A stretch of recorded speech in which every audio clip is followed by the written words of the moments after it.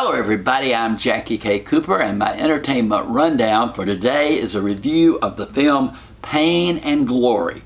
This is the latest film by the renowned director Pedro Almodovar, and he has made movies that have been very successful in Spanish-speaking countries. He hasn't had a breakthrough film in this country yet, but this one is getting extensive play, so this may be a movie that brings him to the forefront in American moviegoers' minds. But it's a story about a man who is a director, like Almodovar, and he is reflecting back on his life. He's played by Antonio Banderas, and Antonio Banderas, as he has gotten older, has really come into his own as an actor. He just seems to be taken more seriously these days. He gets better roles, and he comes through. He really incorporates this man who is physically breaking down. He has back problems, knee problems, migraines, all sorts of problems. He is alone. He doesn't have a partner in his life. He reflects back on his life growing up when he's a little boy. He's played by a young actor named Azier Flores, and who is very good.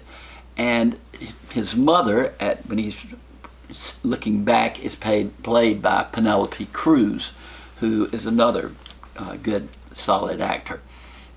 But he's looking back, and he's wondering how his life took the twists and turns that it did, that he ended up in the state where he is today. And he by reflecting back on these scenes of growing up, he sees how he was impressed, and led toward the arts, led toward, telling stories. He was very precocious as a child, always ahead of his own age group. His mother really works to get him a good education and that type of thing. As he gets older, he wonders if he, was a good son to his mother, if he did everything for his mother that he should have done. He certainly has some mother issues that are unresolved. But he decides to attend a re-showing of a film that he made, years earlier. He wants to see if it held up, and he goes back, and that even gives him more need for reflection. It brings him back in contact with an actor who starred in the film, who he's had some difficulties with while he was filming the movie, and since then it also brings him into contact with a man who was his partner for several years. So all of these things take place in the movie, but they never accomplish anything. I mean, it all looks good. There are bright colors. The reds are redder than you've seen lately. The greens are greener. The yellows are yellower. That type of thing.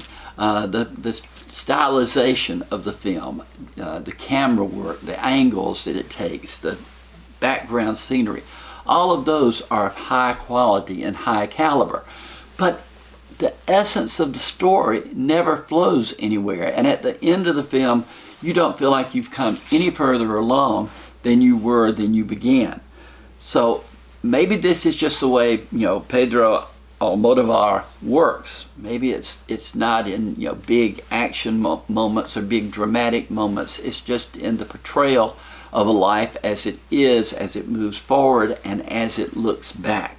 So from that artistic sense, maybe there's more to the movie than I got out of it, because I didn't. I wanted something to happen, something to show me why I was sitting there watching the movie, and when I got to the very end, like I said, I was no further along than I was when I started. The film is rated R because there is profanity and there is nudity. I scored it 5 out of 10. It was good. It just wasn't great. It was just average. I could appreciate the acting. I could appreciate the artistic sense that went into the film. But the essence of the film itself was just average to me. It just never made its point. Okay, that's my review of Pain and Glory. Reach down there and touch the subscribe button. We've got lots of more movie reviews coming up in the future. But for now, my entertainment rundown has been of the movie Pain and Glory.